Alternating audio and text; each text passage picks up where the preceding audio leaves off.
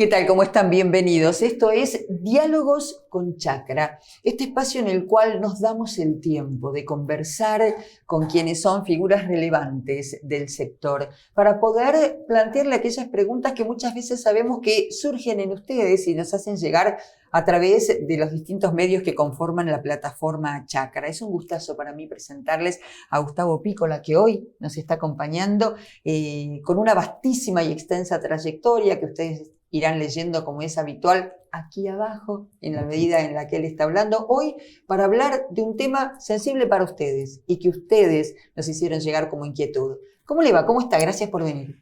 Muy bien, muchas gracias por permitirme compartir este espacio contigo, así que encantado. Bueno, al contrario. Gustavo, usted sabe que nosotros tenemos una línea de contacto a lo cual los productores se van, o empresarios agropecuarios, contactando a lo largo de la semana, del año, y arranco por el primer tema recurrente por el cual inmediatamente vinimos a usted. Pienso en la maquinaria agrícola, por decirle solo algo, donde tenemos un programa específico en Chacra que se llama Nombres que dejan marca. Pero ahí radica buena parte también del problema. En el nombre propio que deja marca y después es difícil modificar. ¿Cómo se gestiona una empresa familiar? ¿Cuáles son las principales problemáticas? La realidad es que la empresa familiar depende mucho del estado de la generación que la tenga, digamos, ¿no? Pero por lo general lo que sucede es cuando el fundador, que es el que crea la empresa, el fundador es como el emprendedor, ¿no? Y por lo general lo que hace es hacer todo, ¿no? Es el que produce, es el que factura, es el que cobra, es el que va al banco, es el que... Y después, a medida que esa empresa va creciendo, si tiene la habilidad de delegar, delega y es efectivo. Si no, se queda con esto de hacer todo, ¿no? Entonces, ahora, ¿qué es lo que pasa? La cosa empieza a pasar cuando tiene que buscar su sucesor. Y cuando viene la segunda generación. Y la segunda generación capaz que no es uno. Son 2, 3, 4, depende de los hijos que tengan. Y ahí empieza el primer problema. ¿Por qué? Porque el fundador, por lo general, lo que quiere es que las cosas sean como él las hizo. Y tal vez los hijos con nueva generación, nuevas herramientas, vienen con otras ideas. Entonces ahí empieza el primer problema. Más allá de lo técnico o las capacidades que tienen que tener los hijos para poder llevar adelante la empresa. Pero me parece que el principal conflicto se centra ahí, ¿no? En buscar esta solución. ¿Y qué es lo que pasa ahí? Lo que pasa ahí es que es una lucha yo lo llamo una lucha de egos. El padre quiere seguir haciendo las cosas como se hacían, los hijos vienen con otras ideas, los hijos dicen que el padre ya con las ideas que tiene no va para este tiempo, el padre dice que me van a venir a enseñar a mí, que yo fundé, y ahí aparece la lucha de egos. Entonces, si ahí no si no se pone el beneficio mutuo, que es la empresa, por delante de los egos, va a ser difícil que eso se resuelva. Entonces, esos conflictos, si no se resuelven, ¿en qué termina? Que el fundador dice, bueno, ahora vendo y reparto. Y listo, y se acabó. O el día que yo me vaya, que se arreglen, cuando yo no estoy, ¿no? Entonces, nunca se habla. ¿Por qué? Porque nunca se va a las conversaciones. Pero a las conversaciones no se va no porque es un problema de comunicación.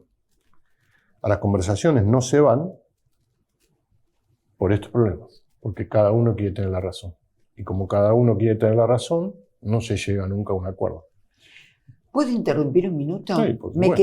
Yo soy muy de tomar textuales de quienes conversan, porque me ayuda con quienes converso, me ayudan a tratar de pensar como pensaría un empresario, un productor. Usted dijo, delegar es una habilidad. Sí. En muchos casos en la empresa familiar, corríjanme si no es así, sobre todo la primera generación respecto de la segunda, entiende que delegar es desentenderse. No, para nada. No tiene que ver con eso. El delegar, cuando uno... ¿Por qué es una habilidad? Porque no es agarrar y pasar. Porque eso es irresponsabilidad. O sea, si yo te tengo que delegar a vos una tarea y la agarro y te la doy y no te acompaño a ver si estás preparada, si tenés el conocimiento, si no hacemos un trayecto juntos para que vos te puedas desarrollar y cuando vos estés lista para estar sola, yo sí ahí me desentengo. Entonces, eso es una habilidad que pasa por un montón de actitudes personales. La humildad, por ejemplo. Es decir, yo me creo que sabe todo, ¿cómo delego? Voy a estar siempre encima haciendo como yo quiero hacerlo, porque capaz que vos lo haces mejor que yo, ¿no? Sí. Entonces, si no hay humildad, es difícil que pueda delegar. La segunda es el entender esto que vos dijiste muy bien. No es que paso y me deshago. No, paso y me hago cargo. ¿Me hago cargo hasta cuándo? Hasta que siento que esa delegación es efectiva, porque a quien delego puede hacerlo solo. Entonces, la delegación no es un acto, es un proceso. Y como es un proceso, necesita de ciertas habilidades. La escucha, la humildad hacia capacitar al otro, la paciencia de tener que el otro aprenda, porque no todos aprenden al mismo ritmo. Y no todos hacen lo mismo. Y lo más importante es soltar, yo siempre digo, es soltar el hacer por el resultado. Porque lo que importa es el resultado, no cómo hacemos. Porque si vos llegas al mismo resultado que llego yo, o mejor, pero haciéndolo a tu manera, ¿de qué sirve que yo te imponga mi manera? Si lo que importa es el resultado al que tenemos que llegar. Bueno, y ahí es donde juega la humildad, donde juega la paciencia, donde juega la escucha, donde juega la capacidad para hacer docencia, si querés, para enseñar. Entonces, no es un acto. Por lo general, las personas que no saben delegar o no quieren delegar, delegan mal, porque así se autojustifican. Cuando el otro lo hace mal, se autojustifica. ¿Ves? Nadie lo hace como yo. Y se quedan con toda la tarea. Entonces, por eso yo digo que es una habilidad, porque hay una serie de cosas que influyen en el delegar. Y mucha gente piensa que es un acto y ya. No, no es un acto y ya, es un proceso. Justamente iba a preguntarle por eso, muchas veces por el proceso, muchas veces, y llevo el ejemplo a la vida familiar, ¿no? Nos pasa que los padres quizás con algo de, y agrego otro calificativo, con algo de omnipotencia, creemos que como ya lo hemos vivido todos, les vamos a transmitir nuestra experiencia y que por tanto nuestros hijos o nuestros herederos tienen que actuar exactamente como se los estamos indicando. Alguien nos hace notar que hay una suerte de lucha de egos entre ambos. ¿Se puede modificar? ¿Hay un proceso que lo modifica o tiene que ver con actitudes personales que ya no lo pueden modificar en una empresa? La experiencia que yo tengo hay de los dos casos. Hay casos que no se pueden modificar y hay casos que se modifican. ¿Y por qué? Porque depende de la voluntad de la persona. Sí, fíjate esto. Cuando vos tenés un problema en la familia, en las empresas familiares de este tipo que hablamos recién, por lo general lo que te dicen o lo que tenemos es que no nos sabemos comunicar. Tenemos un problema de comunicación, no sabemos comunicar, no sabemos conversar. Y yo lo que digo que el problema de la comunicación es el efecto. Ese problema de comunicación tiene una causa. En la medida en que uno no ataque la causa y ataca el efecto no se corrige. Yo uso siempre este ejemplo. Tenés fiebre. Tomás un paracetamol, la fiebre te baja. Pero si tenés una infección, la fiebre te vuelve. Entonces lo que vos estás atacando es la fiebre y no la infección. Acá es lo mismo. Si vos atacás la conversación y no atacás la causa, no se resuelve la comunicación. ¿Y cuál es el problema de la causa? ¿Cuál es la causa? La causa es que, para mí, una de las aptitudes indispensables que tienen que tener las personas en las empresas de familia es buscar el beneficio mutuo. Y para buscar el beneficio mutuo, hay cuatro actitudes personales que hay que tener. Humildad y coraje. Mellizas, humildad y coraje. Hacerse cargo. Y, me falta una, humildad, integridad. Pero la integridad es integridad con uno mismo, ¿no? La integridad muchas veces uno la ve que la integridad es para afuera y la integridad muchas veces es para adentro, porque el que no hay que fallarse es a uno. Es decir, lo que yo pienso, digo y hago tiene que ser coherente con lo que digo, pero hay mucha gente que le gusta hablar y es el famoso dicho, está bien con Dios y con el diablo, ¿no? Entonces se va mostrando de acuerdo como es. Entonces, la integridad, la humildad, el coraje y el hacerse cargo para mí son las 4 actitudes personales necesarias para que pueda existir el beneficio mutuo. Gustavo, voy a abusar de todos sus conocimientos y pienso, lo llevo a un lugar común, pero para ir a las empresas. Sí.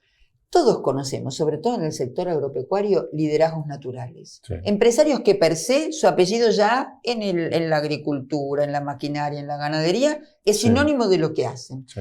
Uno pensaría que es un liderazgo natural. Sí.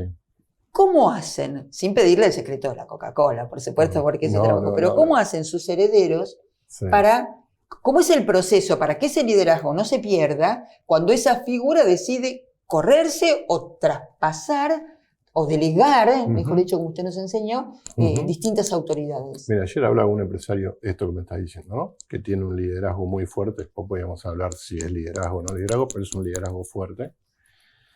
Y tiene un tema con sus sucesores porque, bueno, por esto vos qué decir. Y yo lo que digo es, eso es como un libro. O sea, el capítulo de la historia la escribió el fundador. Ahora, ¿por qué no pensamos en qué historia quieren escribir los hijos con esa empresa? Porque en definitiva la historia que puedan escribir los hijos tiene que ver a lo mejor con ellos y con el legado que quieren dejar o con lo que le motivan o hacia dónde quieren llevar la empresa. Entonces, si pensamos que el fundador hasta el momento que se retira por un tema cronológico, por lo que sea, porque quiere dedicarse a disfrutar la vida después de todo lo que hizo, él escribió esa historia, él fundó la empresa y la llevó hasta donde fue. Y ahora entran los sucesores, y los sucesores van a escribir otra historia, porque va a haber un momento que él no va a estar. Entonces, ¿por qué no trabajar sobre la historia que quieren los sucesores? Y él, en función de su experiencia, de los conocimientos y de todo lo que sabe, ponerse del lado como del consultor y del que ayuda a sus hijos a tratar de construir una nueva historia. Ahora, fíjate cómo cambia, porque digo, si yo me paro ahí, digo, bueno, qué bueno que mis hijos escriban una nueva historia de la empresa, ¿no? Capaz que la hacen mejor que yo, capaz.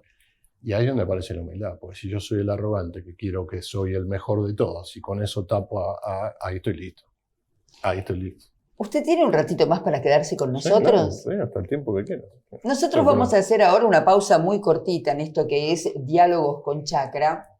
Y en un ratito, cuando regresemos, vos que te comunicaste con nosotros, que me dijiste tengo una empresa así asado y tengo esta problemática, por supuesto sin tu nombre aquí como corresponde, vas a escuchar la respuesta que nos va a dar Gustavo Pícola respecto de tu caso en particular, sin ahondar demasiado por supuesto, pero vos vas a tener una respuesta. Hacemos una pausa, ya volvemos. Del 11 al 14 de marzo llega Expo Agro edición IPF Agro, la capital nacional de los agronegocios. Descubrí toda la tecnología, el conocimiento y los servicios para impulsar tu campo. Es única, es por acá, es en Expo Agro. Juntos, hacemos historia. Desde hace 50 años, en ERCA nos dedicamos a forjar un nombre. Sabemos que acompañarte durante el camino es elemental para sembrar nuestra confianza. ERCA, 50 años, sembrando futuro. Este verano, vayas donde vayas, disfrútalo a pleno con la mejor carne del mundo, Carne Argentina. Encontrá las mejores recetas en www.carneargentina.org.ar. Con Maíz Quebrado, aumentás la conversión del grano en carne o leche por su mayor digestibilidad y eficiencia energética, optimizando la rentabilidad de tu empresa. Quebradoras embolsadoras de 6 y 9 pies Richiger, a la escala de tu planteo productivo. Richiger. Este año en Expo Agro estamos más cerca que nunca. Tecnódromo, buenos momentos y lanzamientos de productos. Piersanti, sponsor oficial Expo Agro 2025. Buenas cosechas.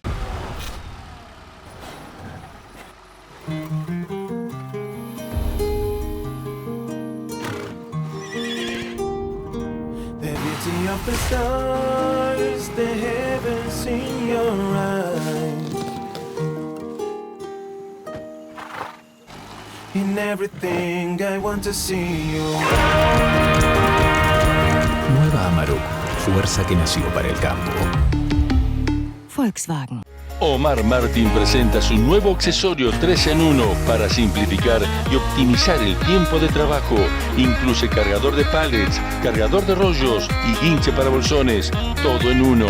Para más información, contáctenos. Crees en la tierra argentina y en Galicia compartimos estos valores. Tenés especialistas agro que entienden las raíces de tu negocio de verdad. Tenés financiaciones que se adaptan a tus proyectos. Tenés atención 24/7 porque sabemos que tu agronegocio es lo más importante. Tenés Galicia. Sembrá sueños, cosechá logros. Conoce más en galicia.ar/empresa. su desempeño y el respaldo de una gran empresa de 60 años en el mercado harán de la sembradora Crucianelli su mejor inversión. DirecTV llega a todas partes, a la ciudad, al campo, a la playa, a la montaña, porque DirecTV está donde estás vos y llega donde nadie llega. Donde estés vas a tener deportes, noticias, series, películas y todos los contenidos que te interesan. En DirecTV no importa si estás lejos. Nosotros siempre vamos a estar junto a vos. Viví DirecTV, estés donde estés. Contratá ahora llamando al 0800-333-4732. Nuestra yerba de hierbas serranas es un clásico. ¿Y si le agregamos la frescura y sabor a limonado del cedrón? Hierbas serranas con cedrón. Incorporan más sabor a tus mates. Seguinos en Cachamay Oficial. Líneas de financiación para estar más cerca de su nueva sede. En todo el país se siembra con sede. ¿Buscas un seguro que te la haga fácil? En Experta Seguros te damos descuentos desde el primer día que nos contratás y podés gestionar todo al toque de manera digital. Consulta con tu productor asesor de seguros. Experta Seguros, un seguro que te la hace fácil, muy fácil.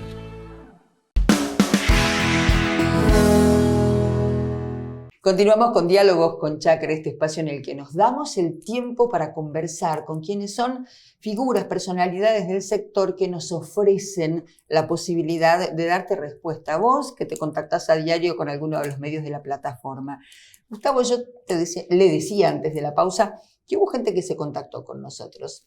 Como ahora voy a mencionar la localidad, vos vas a saber de quién estoy hablando. Mayor Buratovich, productor de cebollas de toda la vida, segunda generación. Sus hijos determinaron que ya el precio, por una cuestión económica, por una cuestión climática, que además tenía que ver también con una cuestión de suelo, de certificación, un montón de cosas, se volcaron a hacer semilla de papa, no papa. Hasta papa, el papá aceptaba, semilla de papa. El papá dio un portazo y se fue. Dividieron, achicaron y la empresa se desmembró. Hoy, uno de los hijos sigue haciendo semilla de papa. ¿Se pudo haber evitado eso? ¿Cómo? Bueno, es difícil hablar de afuera, ¿no? Pero voy a tratar de... Porque ahí hay Dos hijos sin papá, pero es un ejemplo nada más. No, está bien, pero vamos a suponer, porque como no los conozco, no sé la interna que pasó. Hago un contexto para que se entienda. Lo que digo es, el padre segunda generación, productor de cebolla, los hijos que quieren reinventar la empresa porque entienden que Agrego un dato, este señor vendía el mercado central. Los chicos la semilla señores grandes no la pueden vender al mercado central. Ya tienen otro comprador. No, claro, porque el negocio es distinto. O sea, la persona producía cebolla y vendía la cebolla al mercado central. Y los hijos reinventan la empresa porque a lo mejor lo que analizan es que el negocio de la cebolla no les va a dar lo que ellos sueñan.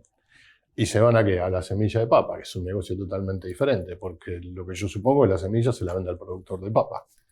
Pensándolo, es un negocio que no conozco demasiado, pero pensemos en eso. Ahora, ¿eso cómo se resolvió? Es una forma de resolver un conflicto. ¿Por qué? Porque hay miradas distintas. Entonces, el beneficio mutuo de seguir con una empresa pasa por dos lados. Pasa una por entender si el negocio te sigue dando. Lo que parecería ser acá es que los hijos entendieron que el negocio de la cebolla no iba a seguir siendo el negocio que ellos esperaban que fuese. Entonces hay un reinvento de la empresa. Ahora, ¿qué es lo que pasa? El padre se queda con la cebolla y puede pasar un montón de cosas. Puede pasar que algo emocional, es lo que fundé, es lo que me trajo hasta acá, esto. Otra cosa, es lo único que sé hacer. Lo único que sé hacer es producir cebolla. Y ahora me sacan la cebolla y se van a hacer papas. Y yo de papas no sé nada. Estamos poniendo alternativas. Sí. Cuando las miradas son distintas, está bueno lo que pasó. Lo más importante es cómo quedó la relación de familia, digamos. Porque eso también es soltar. Porque los hijos, ¿qué van a hacer? Van a escribir la historia de ellos. Su historia va por el lado de la semilla de la papa. Distinta a la del padre. Al padre le hubiese encantado que hubiesen seguido con la cebolla, posiblemente. Pero los hijos querían otra cosa. Eso habla bien del padre, aunque no haya querido formar parte por lo que sea. Pero fíjate cómo se dan todas las cosas, ¿no? Porque ahí podemos poner la aceptación del padre de que reinventen y dice yo no participo, o el enojo del padre, que no lo sé, por esto que estábamos hablando, claro. O se enoja y no sigo, yo me quedo con la cebolla, y hay un enojo y una división. Eso es una resolución de un conflicto. A lo mejor no es el resultado que el padre esperaba, pero el conflicto se resolvió.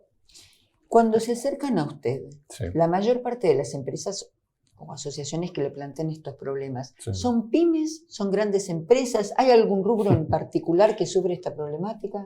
De todo, de todo. Tengo medianas, grandes empresas y tengo pymes también. La problemática de estos conflictos en las empresas familiares es a todo nivel.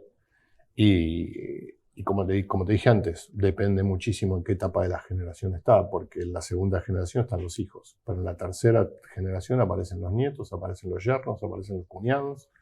Entonces ahí aparecen todos los conflictos. Entonces no depende, yo siempre digo que los problemas de las empresas de familia no dependen ni de una industria ni de un tamaño. Donde haya 3 o 4 personas, el problema de familia lo puedes tener. Si yo tengo una empresa Sí. y sé que voy a, entre comillas, heredarla o que van a estar participando mis hijos, desde el día cero, cuando yo gerencio, ¿tengo que gerenciar pensando en eso o tengo que hacerlo, digamos, con la directiva que yo misma considero? Digo, Sí, yo me planteo, soy un empresario y digo, bueno, tengo que pensar que esta va a ser una empresa familiar, que van a heredar, o no, puedo hacer mi camino y después que se arregle. No sé bien cómo. No, es que la realidad es que cuando el fundador empieza una empresa, yo no sé si al momento de pensar la empresa está pensando tanto en el después, sino está pensando en hacerla crecer, en desarrollarse. Cuando lo hace crecer y desarrollarse aparece el tema de los hijos. Pero ahí hay una cuestión que yo creo que hay que respetar las individualidades. Es decir, tener un hijo dentro de la empresa que quiera hacer otra cosa y que lo haga por obligación, esa empresa seguramente no le va a ir bien. Entonces, yo lo que digo es que hay que respetar las individualidades. Hay hijos que se enamoran de la empresa y el padre puede hacer cosas para que se enamoren de la empresa, llevarlo a la empresa, respetar los valores, empezar a darle algunas cositas para que ver si se entusiasma. Pero lo que creo no puede pasar es obligarlos. Porque cuando uno obliga a la generación a que sea parte de la empresa y sobre todo después los mandatos, ¿no? Porque como que el hijo mayor es el que la tiene que dirigir, resulta que el hijo mayor capaz que no tiene ni la capacidad para dirigirla y por seguir un mandato la empresa tiene problemas. Entonces, yendo a tu pregunta, yo creo que el fundador funda la empresa y la desarrolla. Y cuando llega el momento de que él, por su cronología, tiene que empezar a pensar a retirarse, empiezan a aparecer estos problemas. Ahora, lo que yo siempre aconsejo es esto que te acabo de decir. Un hijo obligado a trabajar en una empresa de familia por un mandato del padre es una empresa que va Gustavo, ¿cuándo es momento de convocarlo? ¿A mí? No soy empresaria, yo tengo una empresa, ¿cuándo lo tengo que convocar? Yo sé que tengo hijos que van a heredar, ¿cuándo lo tengo que convocar? El momento del conflicto en la previa, tenemos que aprender, digo, mucha gente dice que hay que aprender así, ¿no? Con la H, antes para después aprender sobre la marcha, otros no. ¿Cuándo tengo que recurrir a esto? Sí, no, a ver, lo que pasa es que, bueno, acá estamos hablando de la parte esta de conflicto empresa-familia, pero yo ayudo a muchas empresas a gestionar la empresa, a acomodar la empresa, a que se desarrolle, a muchos emprendedores que están contra el techo, que son ellos del techo y necesitan, los ayudo. Pero yo lo que creo que lo más importante sería antes del conflicto. Pero antes del conflicto, ¿para qué? Para poder aprender estas herramientas, no la habilidad comunicacional, sino la actitud que cada uno tiene que tener frente a la habilidad comunicacional. Porque por más hábil que uno sea expresándose, escuchando y hablando, si no tiene la actitud del beneficio mutuo, ese hablar y ese escuchar va a ser para manipular. Y cuando la gente se sienta que uno lo manipulan, ¿qué es lo que hace? Se defiende. Entonces no hay forma de ese lugar. Entonces, ¿qué es lo que digo?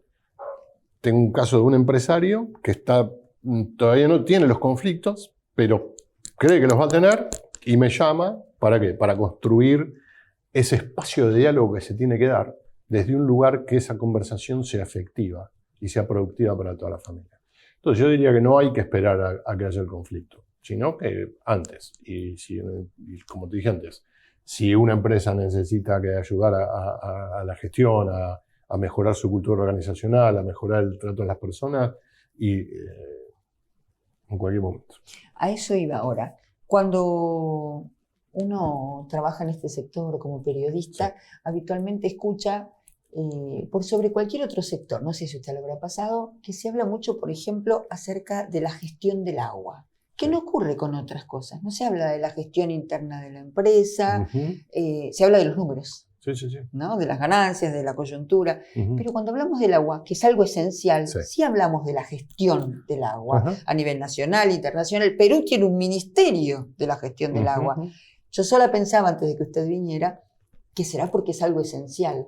¿Qué es lo que no descubrimos que es realmente esencial en una empresa para no acudir a un Gustavo que nos ayude a gestionar? Si un emprendedor o grande, ayúdeme a entender. Bien. Yo digo, la gestión de una empresa, un equipo de trabajo, una persona, un productor con 3 personas en la administración, tiene 3 dimensiones. La dimensión de la tarea. La dimensión de la tarea es lo que tenemos que hacer para lograr los objetivos. La dimensión de las relaciones interpersonales y la dimensión de las personas. 3 dimensiones. Si uno lo planteara como un iceberg, la parte del iceberg que se ve, ¿cuál es? La tarea. Y ahí se enfoca la persona, en lograr los resultados, en los objetivos, en lograr las metas, en lograr la rentabilidad. ¿Está bien? ¿Es necesario? Obviamente. Yo siempre digo que la rentabilidad en las empresas es como el oxígeno del ser humano. Si no hay rentabilidad, no hay empresa. Ahora, lo que hace que las empresas desaparecen es lo que pasa abajo del iceberg. Es cómo se relacionan las personas y cómo las personas se sienten dentro de la empresa. Entonces, la gestión de la empresa pasa por gestionar estas 3 dimensiones en forma coherente, porque cualquier problema que haya en cualquiera de las dimensiones afecta a las demás. Un ejemplo simple. En un ambiente donde hay falta de confianza, las personas viven enojadas, cuidándose y estresadas, y eso impacta en la efectividad de la tarea. Entonces, aquellos empresarios, líderes que gestionen las 3 dimensiones en forma efectiva, son las empresas que van a perdurar el tiempo. Y si uno viene a lo que está pasando hoy en Argentina, y trayendo el contexto de lo que pasa hoy en Argentina, donde vamos a una Argentina donde no hay inflación, donde las tasas de interés son bajas, donde el tipo de cambio está acotado, y que todas esas cosas eran las que nos permitían antes tapar deficiencias operativas, eso hoy no va a ocurrir. Hay 3 empresas del agro que se presentaron en convocatoria. Los Grow, Agrofin y Surco. Bueno, mire los balances de esa empresa. Mire los balances y mire dónde está el problema de la gestión, ¿no? Entonces, ¿por qué traigo esto? Porque en la medida que no empecemos a pensar, las empresas empiezan a pensar en gestionar las 3 dimensiones, las empresas van a empezar a tener problemas. Y yo digo que ahora es lo que se van a ver es quiénes son realmente empresarios y quiénes, con la inflación, con el interés y todo, tapaban deficiencias operativas. ¿Se aprende a ser empresario? Sí, obvio. No, yo creo que, a ver, yo lo que digo es que se aprende a ser líder. Porque para mí la diferencia entre un empresario y un líder, para mí un empresario con éxito no es un líder. Es un empresario con éxito que ha tenido mucho éxito en lo que perdió. ¿Y por qué no es el líder? Porque para mí el liderazgo tiene que ver con las personas. Un empresario, ¿qué es lo que hace? Construye una empresa, la hace grande, y su habilidad empresarial hace que esa empresa sea grande. Si ese empresario logró agrandar la empresa a costa de las personas, para mí no es un líder, es un empresario. Porque el título no te da la condición de líder. Porque uno es líder porque las personas te dan esa definición de líder. Entonces, para mí, un CEO... no es subirme una plataforma, sino que los demás me sostengan. El liderazgo no tiene nada que ver con la posición jerárquica. Nada que ver. Uno puede ser un gran CEO de una compañía, llevarla a lo máximo. Pero si eso lo hace a costa de las personas, no es un líder, es un CEO. Nadie se va de Diálogos con Chakra sin responder una pregunta personal. Okay. Esto es así, sí o sí. ¿Qué lo llevó a hacer? A pasar de ser el titular... MACBA, vamos a decir, el titular del MACBA, a interiorizarse en esto que en mi ignorancia, en un momento pensaba, es una suerte de coaching a un nivel altísimo. Sí. La pasión. Un ingrediente que también tiene que tener un empresario, ¿no? Claro. A mí me apasiona, a mí me apasionaba cuando yo estaba en el MACBA y iba al camino para ser gerente, a mí me apasionaba el desarrollo de las personas. Porque yo estoy convencido que el éxito de un gran CEO, más allá de que se convierta en líder, depende del éxito de las personas que trabajan con él. Y eso es lo que me apasionó. Y bueno, y en el MADVA apliqué muchas de estas cosas y cuando salí del MADVA dije, me voy a dedicar a esto. Y yo tengo un propósito que es facilitar el desarrollo de las personas en cualquiera de sus roles para que cada uno mejore el mundo en el que vive. Y por eso trabajo con líderes, para mejorar la comunidad que lideran. Por eso trabajo con personas, para que se desarrollen. Por eso trabajo con empresas familiares, ayudándolas a resolver conflictos para que puedan mejorar la comunidad en que viven. La pasión hizo que me transforme. Muchísimas gracias por haber estado aquí, por venir a los estudios de Chakra Televisión, por compartir todos sus conocimientos, por saber que podemos recurrir a usted y todo el público de la plataforma de medios Chakra también puede, para algo que parece nuevo y que es más viejo que la historia, ¿no? Que viene ocurriendo desde siempre, pero que durante mucho tiempo no supimos cómo gestionar o cómo abordar. Ha sido muy atento. Bueno, gracias a vos perdón que Está muy bien, yo por respeto. Está bien. Bueno, gracias a vos por darme este espacio. A mí me encanta ver estas cosas, así que cuando quieras, bueno. Muchísimas gracias. Nosotros de esta manera le ponemos punto final a otra edición de Diálogos con Chakra. Ya sabes, el espacio en el que nos damos tiempo para conversar sobre los temas que a vos te interesan. Gracias.